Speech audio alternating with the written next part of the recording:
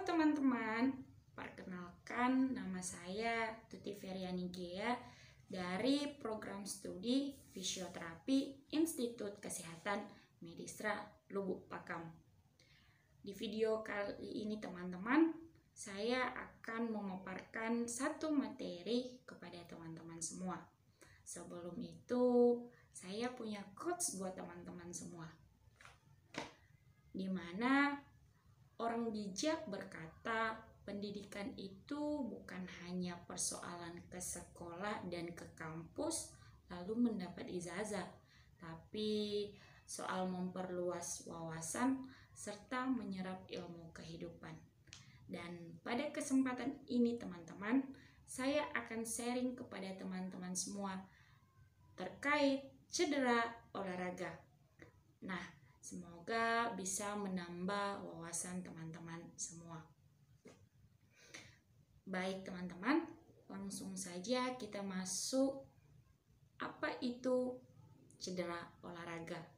Nah, kali ini mungkin teman-teman sebagian sudah paham dan sudah mengerti apa itu cedera olahraga, terutama mungkin teman-teman yang berada di perkuliahan dengan jurusan olahraga, dan mungkin juga dia seorang guru olahraga ataupun dia seorang atlet yang sudah paham dan sudah mengerti apa itu cedera olahraga. Baik, di sini saya akan menjelaskan apa itu cedera olahraga. Sebelum itu teman-teman, kita terlebih dahulu tahu dulu apa itu cedera. Nah, cedera itu teman-teman merupakan kerusakan yang terjadi pada struktur tubuh kita ataupun fungsi tubuh kita, yang dimana itu dikarenakan karena adanya paksaan-paksaan ataupun tindakan-tindakan fisik dari luar teman-teman maupun secara kimiawi. Nah, itulah pengertian dari cedera teman-teman, dimana maksudnya di sini itu kerusakan itu terjadi karena adanya paksaan-paksaan dari luar teman-teman. Nah, sehingga kita mengalami yang namanya cedera. Nah, lalu apa itu cedera olahraga? Nah, sedangkan cedera olahraga itu merupakan keadaan yang terjadi pada sistem otot dan rangka tubuh kita saat kita melakukan aktivitas olahraga, di mana akibat dari kecelakaan ataupun ketidaksengajaan maupun kesalahan yang mungkin sebenarnya bisa kita hindari teman-teman. Misalnya teman-teman kurang pemanasan, faktor motorik, intensitas latihan yang terlalu berat, dan juga tingkat stres teman-teman yang terlalu tinggi. Nah, itu teman-teman pengertian dari cedera olahraga. Maksudnya di sini dimana ketika misalnya teman-teman melakukan sebuah latihan olahraga, tapi teman-teman tidak melakukan pemanasan, dan itu akan membuat teman-teman mengalami cedera olahraga. Nah, yang kedua misalnya teman-teman besok akan melakukan pertandingan olahraga, tapi sedangkan pemikiran teman-teman lagi banyak pikiran, mungkin stres, entah apalah segala macam gitu kan. Nah, besok ketika teman-teman bertanding, pasti pertandingan teman-teman tidak akan bagus dan bisa juga menyebabkan ataupun menghalangi pertandingan teman-teman akibat stres teman-teman yang terlalu tinggi, sehingga teman-teman sendiri akan mengalami cedera olahraga. Begitu teman-teman. Jadi menurut saya teman-teman, cedera olahraga ini merupakan permasalahan yang benar-benar tidak boleh kita anggap remeh. Kenapa saya bisa bilang begitu? Karena dampak yang diakibatkan atau yang diberikan oleh cedera olahraga ini teman-teman, ini merupakan dapat memberikan efek atau dapat mengakibatkan ataupun mempengaruhi kehidupan kita selanjutnya teman-teman, baik itu jangka panjang maupun jangka pendek. Nah, Misalnya seorang atlet, ketika dia mengalami cedera olahraga dan tidak secepatnya diatasi, dia hanya bilang, oh ya udahlah nanti saja gitu. Tidak boleh seperti itu teman-teman, karena efek yang akan diberikan itu bukan hanya sekarang, nanti teman-teman. Jadi bisa jadi teman-teman bisa jadi seorang atlet itu tidak bisa melakukan pertandingan lagi. Nah, jadi buat teman-teman, ketika mengalami cedera olahraga itu jangan dianggap remeh ya teman-teman. Kalau bisa langsung kita atasi ataupun kita obati. Nah, di sini ada pengertian cedera olahraga menurut Widyayanti, di mana menurut Widyayanti cedera olahraga itu merupakan suatu segala macam cedera yang timbul, baik itu saat kita melakukan olahraga, saat kita latihan, ataupun saat pertandingan berlangsung. Nah, itu pengertian menurut Widyayanti teman-teman. Nah, ini yang harus teman-teman ketahui juga, bahwasanya cedera olahraga ini teman-teman terjadi karena adanya kerusakan pada jaringan, misalnya seperti persendian, otot, ligamen, dan organ tubuh lainnya dalam menerima beban latihan pada saat berolahraga. Misalnya baik itu beban yang secara terus-menerus ataupun beban yang secara langsung yang diakibatkan oleh cedera tersebut, ataupun bisa dikatakan dengan benturan teman-teman. Nah, itulah teman-teman yang dapat mengakibatkan cedera olahraga tersebut.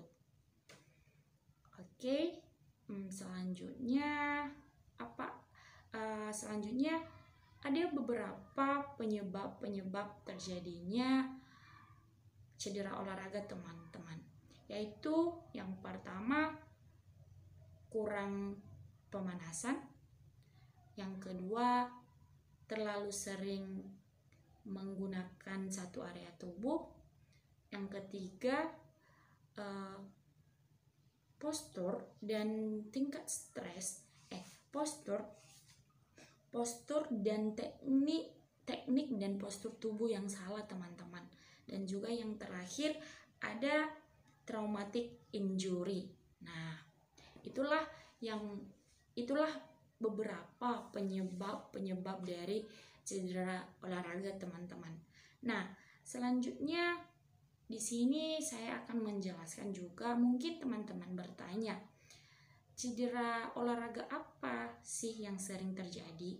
Nah, di sini cedera olahraga yang sering terjadi ya teman-teman, semua jenis olahraga mempunyai faktor cedera yang berbeda-beda teman-teman.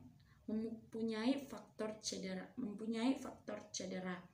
Contohnya, saya berikan contoh di sini, misalnya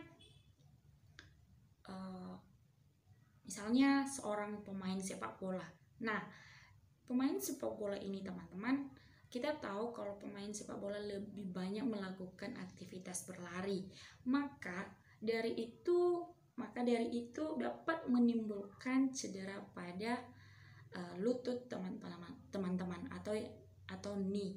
Nah, jadi itulah ketika seorang pemain sepak bola itu melakukan aktivitas berlari, kebanyakan cedera itu terjadi pada lututnya ya teman-teman. Nah, selanjutnya juga ada contoh pemain bulu tangkis. Nah, kita tahu bahwasanya pemain bulu tangkis ini kebanyakan sering melakukan aktivitas seperti smash dan mungkin juga sering melakukan aktivitas melompat. Jadi maka cedera yang sering banyak terjadi itu pada siku, pada bahu, dan pergelangan kaki. Nah, begitu teman-teman, itulah bagian-bagian itu yang sering terjadi. Nah, itulah definisi ataupun pengertian dari macam-macam cedera olahraga teman-teman.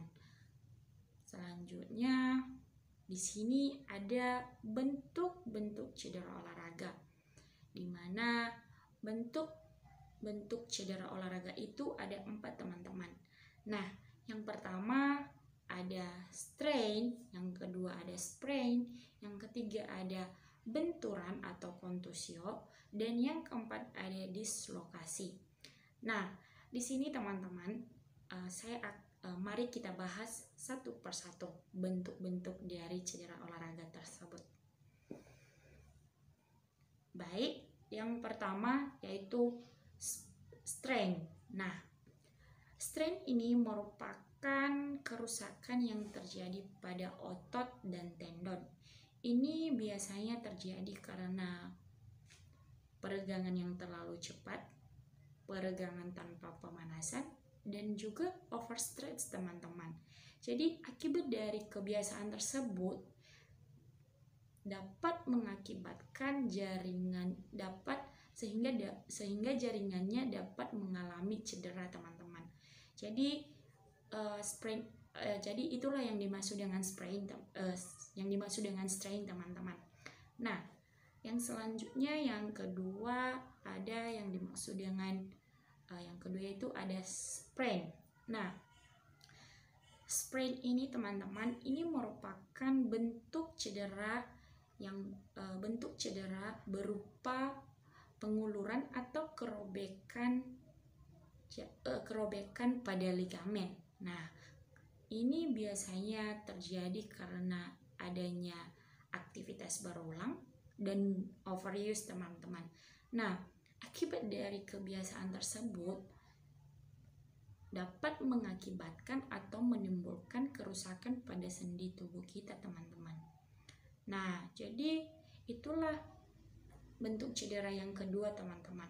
Nah, mungkin di sini teman-teman bertanya, bagaimana sih membedakan antara kedua bentuk cedera tersebut, antara strain dan sprain? Mungkin teman-teman bingung. Nah, tenang teman-teman, saya di sini akan membuat biar teman-teman mudah paham dan mudah mengerti agar bisa membedakan antara kedua itu. Yang pertama strain. Nah, yang perlu teman-teman ingat saja kalau strain itu dia lebih ke ligamen teman-teman, pada otot teman-teman dan tendon. Sedangkan sprain itu yaitu otot. Nah, sedangkan maksud saya begini teman-teman. Kalau strain itu yaitu pada otot. Kalau sprain yaitu pada ligamen. Jadi strain pada otot, sprain pada ligamen. Begitu teman-teman cara membedakannya. Jadi kita tahu, jadi teman-teman pasti tahu nanti apa sprain dan mana strain. Nah, itu teman-teman semua. Baik, kita masuk ke bentuk cedera yang ketiga, yaitu benturan. Nah, mungkin kata ini sudah tidak asing lagi bagi teman-teman semua, dan mungkin juga teman-teman sebagian pernah mengalami benturan. Nah, ketika kita mengalami benturan teman-teman, itu kerusakannya itu terjadi pada jaringan lunak. Nah, jadi misalnya teman-teman mengalami benturan secara langsung dan disertai dengan pendarahan. Jadi ketika adanya benturan dan terjadinya pendarahan teman-teman, itu disebut dengan hematom. Nah, hematom itu disebut dengan memar. Nah, jadi buat teman-teman jika mengalami benturan nanti dan disertai dengan pendarahan, teman-teman sudah tahu ya bahwasanya itu disebut dengan hematom. Nah, selanjutnya kita masuk ke bentuk cedera yang keempat, yang dimana dislokasi. Nah, dislokasi ini merupakan cedera yang ditandai dengan pergeseran letak sendi dari tempat yang seharusnya, dan juga ditandai dengan kehilangan kapsul sendi dan ligamen yang mengelilinginya. Nah, maksudnya di sini teman-teman, saya jelaskan yang dimaksud yaitu dislokasi ini yaitu pergeseran. Nah, kata kunci yang kita ambil yaitu pergeseran. Di sini saya akan berikan contoh kepada teman-teman, di mana kita misalkan ini teman-teman, ini sendi di lutut misalnya. Nah, ini sendinya masih normal ya teman-teman, belum mengalami dislokasi, masih pas lah dan masih utuh kita bilang kan. Nah, ketika kita mengalami dislokasi, maksud dari dislokasi itu teman-teman begini, pergeseran. Nah, sendi ini bergeser teman-teman seperti ini. Nah, ketika seperti ini. Nah, tadi begini, ketika begini, itulah yang dimaksud dengan dislokasi teman-teman. Pergeseran letak sendinya. Jadi sendinya ini bergeser teman-teman. Nah, itulah yang dimaksud dengan dislokasi. Jadi mungkin teman-teman sudah paham dan sudah mengerti beberapa bentuk-bentuk cedera tersebut. Nah, selanjutnya kita masuk ke gejala-gejala cedera olahraga. Nah, gejala cedera olahraga itu teman-teman ada dua. Yang pertama cedera akut dan yang kedua cedera kronis teman-teman. Nah, cedera yang pertama cedera akut. Nah, cedera akut ini merupakan gejala yang ditandai secara tiba-tiba. Maksudnya di sini teman-teman, misalnya begini. Teman-teman sedang melakukan pertandingan olahraga atau sedang melakukan latihan olahraga. Tiba-tiba teman-teman mengalami cedera di situ teman-teman, atau terbentur atau apapun. Nah, itu disebut dengan cedera akut. Nah, selanjutnya yang kedua tadi gejala cedera kronis. Nah, gejala cedera kronis ini teman-teman, biasanya gejala cedera kronis ini biasanya dikatakan dengan overuse injury, yaitu penggunaan berlebihan teman-teman. Maksudnya di sini misalnya teman-teman melakukan sering latihan olahraga ataupun melakukan latihan olahraga, teman-teman lebih dominan atau lebih banyak menggunakan satu area tubuh teman-teman pada saat jangka panjang. Jadi terus-menerus menggunakan satu area tubuh. Itu yang dimaksud dengan gejala cedera kronis. Nah, itu teman-teman beberapa gejala-gejala dari cedera olahraga. Oke, selanjutnya di sini ada beberapa tingkat-tingkat cedera olahraga atau bisa dikatakan dengan grade atau grading. Nah, ada 3 teman-teman. Yang grade pertama dikatakan ringan. Ada beberapa macam. Yang pertama yaitu ada sedikit bengkak. Yang kedua, adanya nyeri tapi tidak berpengaruh pada aktivitas fungsional kita teman-teman. Maksudnya di sini teman-teman, ketika teman-teman mengalami nyeri dan sedang melakukan aktivitas olahraga, otomatis teman-teman tidak akan nyerinya itu tidak mempengaruhi aktivitas teman-teman. Jadi biasa aja. Jadi ini masih dalam kategori ringan. Itu maksudnya teman-teman. Dan itulah macam-macam dari grade 1 teman-teman. Yang kedua, grade kedua yaitu sedang. Nah, ada beberapa macam. Yang pertama, adanya bengkak yang lebih besar. Nah, beda tadi yang di grade 1 bengkaknya masih sedikit. Yang kedua yaitu adanya nyeri tapi mempengaruhi aktivitas fungsional kita teman-teman. Nah, jadi di sini teman-teman, misalnya teman-teman merasakan nyeri tapi sedang melakukan aktivitas olahraga, teman-teman merasa terganggu karena nyeri tersebut. Itulah yang dimaksud aktivitas adanya nyeri dan mempengaruhi aktivitas fungsional kita. Nah, selanjutnya yaitu adanya penurunan propriosepsi, range of motion, dan juga adanya distability teman-teman. Nah, di mana propriosepsi itu saya akan menjelaskan biar teman-teman juga paham apa itu propriosepsi. Nah, propriosepsi itu teman-teman kemampuan tubuh kita untuk mendeteksi gerakan atau tekanan-tekanan pada jaringan lunak dan memberikan atau mencetuskan reaksi untuk mencegah adanya cedera. Itulah yang dimaksud dengan propriosepsi teman-teman. Jadi kemampuan tubuh kita teman-teman. Nah, sedangkan range of motion atau ROM. Nah, ROM ini merupakan jumlah pergerakan maksimum yang dapat dilakukan pada sendi di salah satu pada tiga bidang teman-teman. Yang pertama bidang frontal, yang kedua bidang sagital, dan yang ketiga yaitu bidang transversal. Nah, itulah yang dimaksud dengan range of motion teman-teman.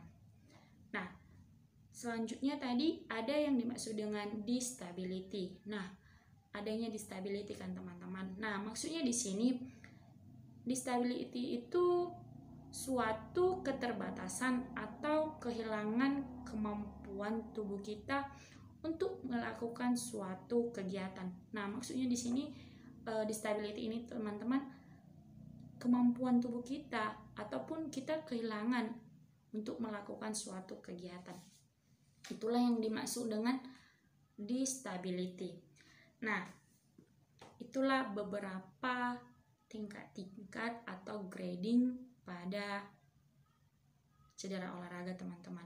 Jadi setelah teman-teman sudah menonton video saya, teman-teman pasti sudah tahu dan sudah paham ketika mengalami cedera olahraga, teman-teman berada di tingkat cedera yang mana? Grade 1 kah, grade 2 kah, atau grade 3? Nah, jadi teman-teman sudah tahu dan sudah paham ya. Oke, selanjutnya kita masuk selanjutnya teman-teman, di sini juga saya akan membahas terkait two taps. Nah, mungkin sebagian teman-teman pernah mendengar yang namanya two taps.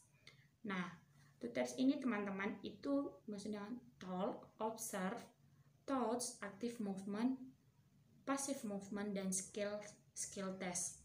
Nah, two taps ini teman-teman ini merupakan asesmen awal yang dapat kita gunakan untuk atlet, di mana apakah seorang atlet itu dapat melanjutkan permainan, apakah harus berhenti teman-teman. Itulah yang dimaksud dengan two taps ini teman-teman. Jadi menurut saya teman-teman bahwasanya two taps ini bukan sebuah pengganti treatment, tapi ini langkah awal yang bisa kita ambil saat atlet mengalami cedera lapangan. Nah, itulah bagian dari two taps teman-teman semua. Nah, jadi buat teman-teman semua, itulah beberapa bagian-bagian terkait cedera olahraga. Mungkin teman-teman di sini yang pernah mengalami cedera olahraga setelah menonton ini mungkin sudah paham dan sudah mengerti. Jadi buat teman-teman semua nanti jangan pernah menganggap remeh cedera olahraga. Terlebih-lebih buat teman-teman yang hobinya olahraga dan dia seorang atlet, jangan pernah menganggap remeh bahwasanya cedera olahraga itu tidak terlalu berpengaruh pada kehidupan teman-teman.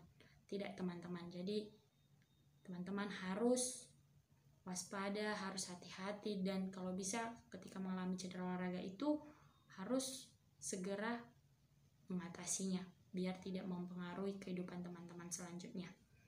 Oke. Selanjutnya kita masuk ada beberapa fase terapi fungsional cedera olahraga. Nah, yang pertama ada beberapa fase cedera olahraga ini teman-teman, yang dimana 4 fase cedera olahraga ini. Yang pertama fase inflamatory.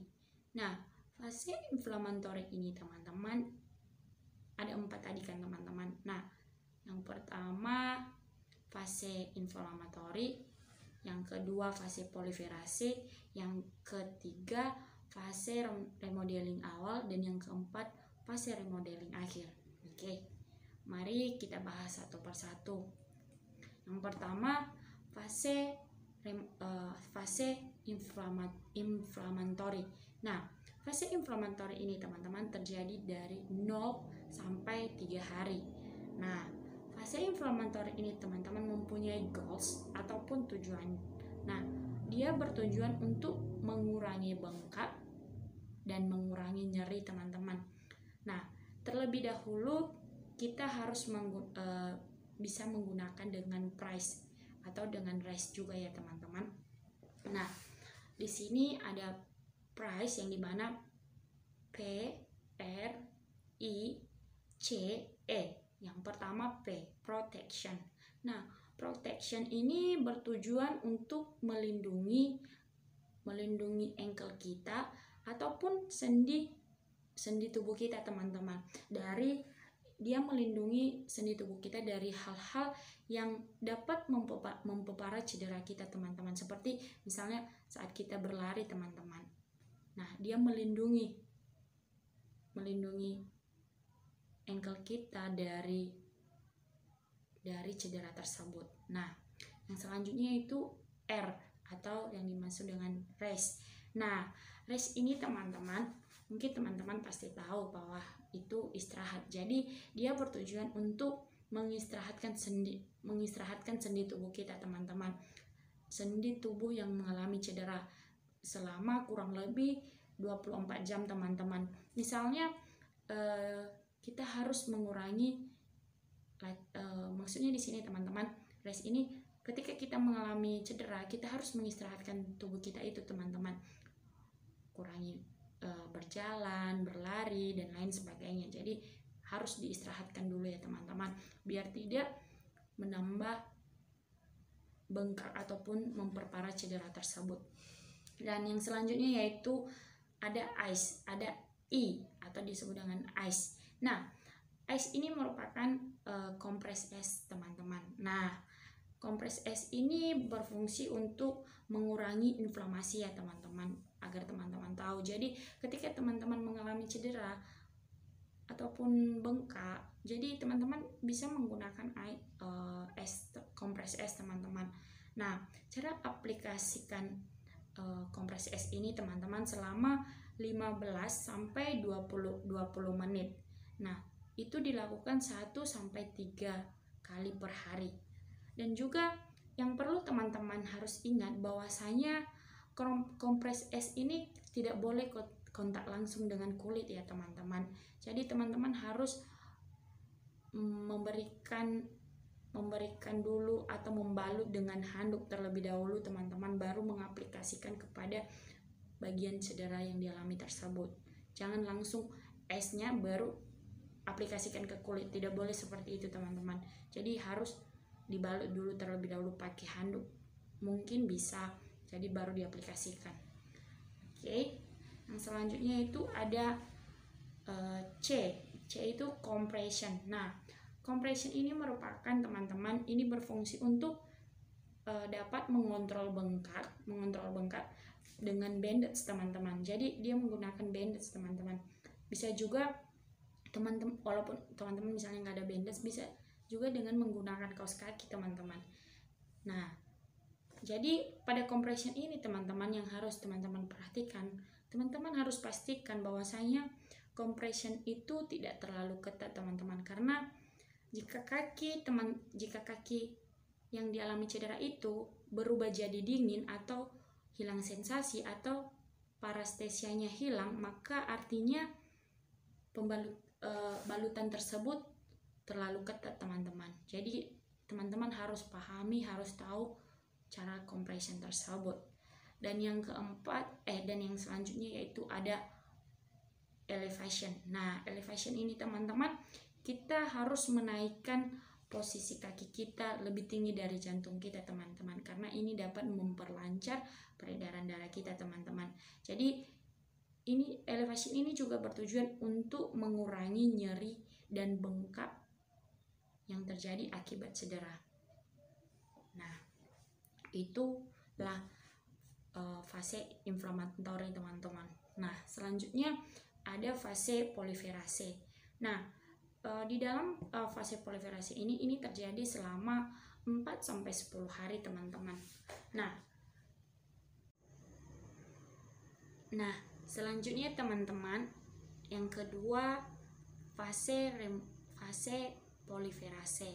Nah, pada fase poliferase ini terjadi selama 4-10 hari teman-teman.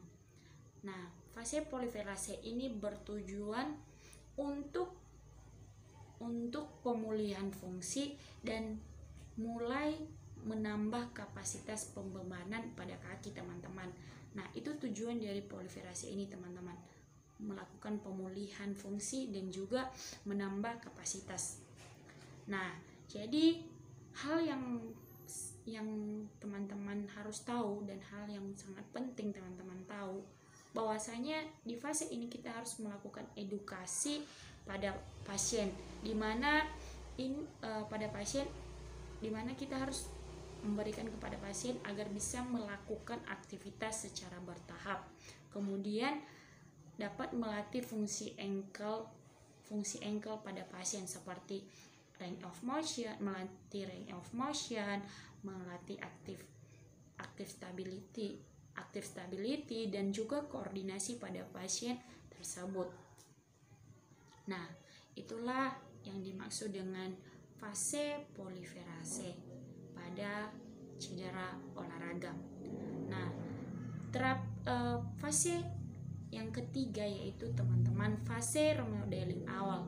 Nah, pada fase remodeling awal ini teman-teman, ini terjadi selama 11-21 hari. Nah, sedangkan goals atau tujuannya untuk meningkatkan kekuatan otot, meningkatkan range of motion, meningkatkan gerak aktifnya, meningkatkan fungsional pada pasien, dan juga meningkatkan stabilitas sendinya teman-teman. Nah, jadi itulah goals dari remodeling awal ini teman-teman. Nah, di sini juga teman-teman, pada fase ini kita dapat melatih pasien ataupun melatih atlet dengan berjalan, naik turun tangga, ataupun bisa juga dengan lari teman-teman kalau bisa memungkinkan. Nah, selain itu juga di fase ini teman-teman, kita harus memperhatikan pola jalan pada pasien tersebut. Nah, dan juga tuh teman-teman, di fase ini juga kita harus merekomendasikan pasien menggunakan tapping atau brace teman-teman.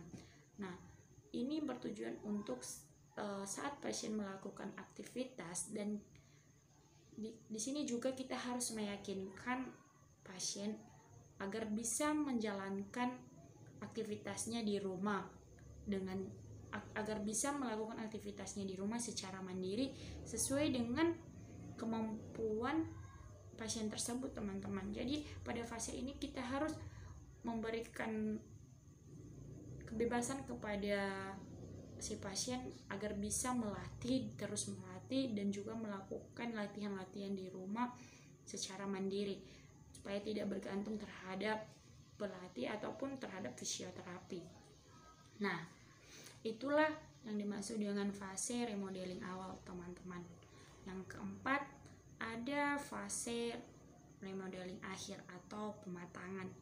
Nah, di sini fase remodeling akhir ini atau pematangan kita di sini kita bisa melanjutkan program selanjutnya teman-teman, atau program yang sebelumnya. Jadi jadi di sini kita bisa juga menaikkan skill pasien tersebut, dan juga kita bisa meningkatkan serta menambah skill pasien tersebut dalam melakukan aktivitas sehari-hari teman-teman. Nah, dan juga kita bisa membantu pasien meraih ataupun mencapai ekspektasinya teman-teman. Misalnya, maksudnya di sini misalnya ada seorang atlet misalnya, kita bisa membantu dia meraih performa yang bisa dia capai teman-teman. Nah, pada fase remodeling akhir ini atau pematangan ini, kita juga bisa memberikan kepada pasien tersebut agar bisa mencapai performanya teman-teman ataupun ekspektasinya. Nah, jadi ini udah benar-benar pematangan, udah benar-benar bisa dikatakan dengan fase yang udah bisa kita lakukan secara mandiri teman-teman. Nah, itulah dimaksud dengan fase remodeling akhir teman-teman. Nah, itulah teman-teman terkait cedera olahraga yang saya paparkan ataupun jelaskan kepada teman-teman semua. Dan di sini yang perlu teman-teman tahu, ada satu hal yang perlu teman-teman tahu, yaitu ketika kita mengalami cedera olahraga, yang perlu teman-teman harus tahu yaitu hindari pemberian harm teman-teman. Harm. Nah, harm. HARM.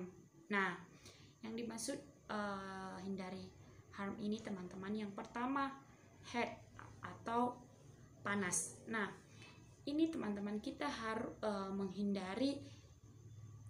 menghindari pemberian kompres panas teman-teman. Kenapa?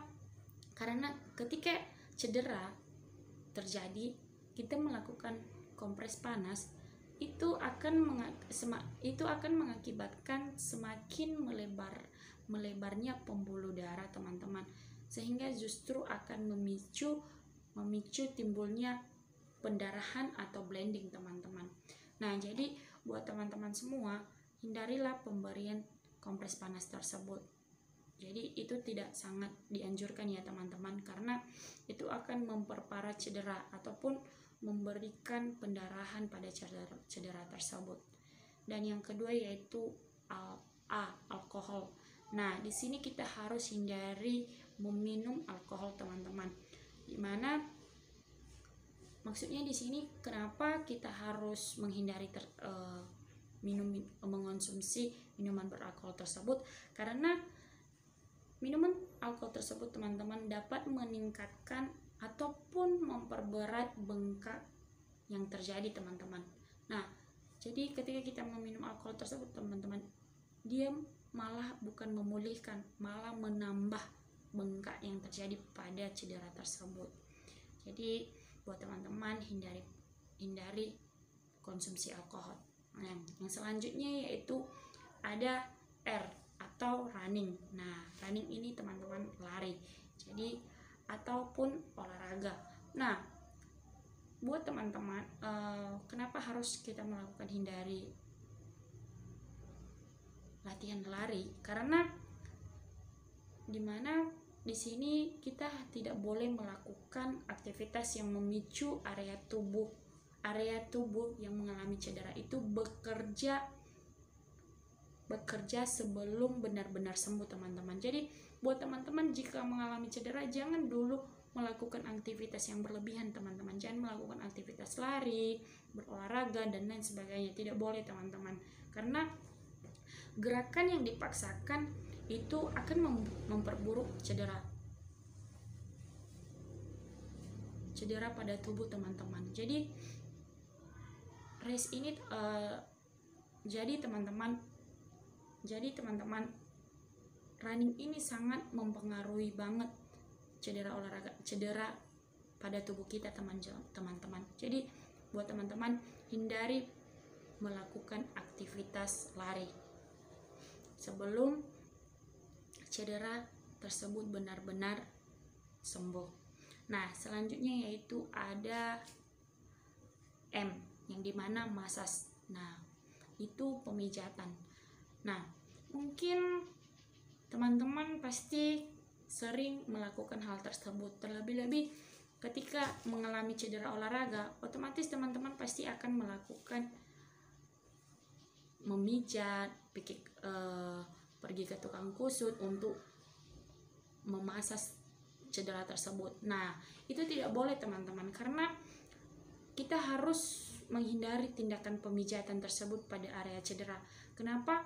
Karena dampak yang diberikan atau karena pada saat kita melakukan pemijatan pada cedera, itu akan memperburuk cedera kita teman-teman, dan juga akan memperparah pembekakan yang terjadi. Jadi ketika teman-teman mengalami cedera, terutama 3 hari pertama dan melakukan pemijatan, nah itu sangat tidak boleh teman-teman, karena di situ cedera kita masih sangat-sangat bisa dikategorikan dengan kata masih sangat kronis teman-teman. Jadi agak anti dia teman-teman, tidak boleh teman-teman. Jadi terlebih-lebih ketika kita melakukan pemijatan itu teman-teman, itu akan memperburuk dan memperparah pembekakan yang terjadi pada cedera tubuh kita teman-teman. Nah, jadi buat teman-teman semua yang saya sampaikan tadi, hindari pemberian harum tersebut buat teman-teman supaya dapat memahami dan mengerti tujuan dari menghindari harum tersebut. Nah, buat teman-teman semua, inilah pemaparan materi saya terkait cedera olahraga. Buat teman-teman juga yang sudah menonton, semoga dapat bermanfaat, dan terlebih-lebih buat teman-teman yang mungkin seorang atlet, semoga dapat bermanfaat. Terlebih teman-teman yang suka berolahraga mungkin dan ketika mengalami cedera olahraga, jadi teman-teman semua udah tahu ya bahwa cedera olahraga itu bukanlah masalah yang boleh kita anggap remeh. Jadi terima kasih juga buat teman-teman yang sudah menonton video saya, dan semoga dapat bermanfaat. Terima kasih.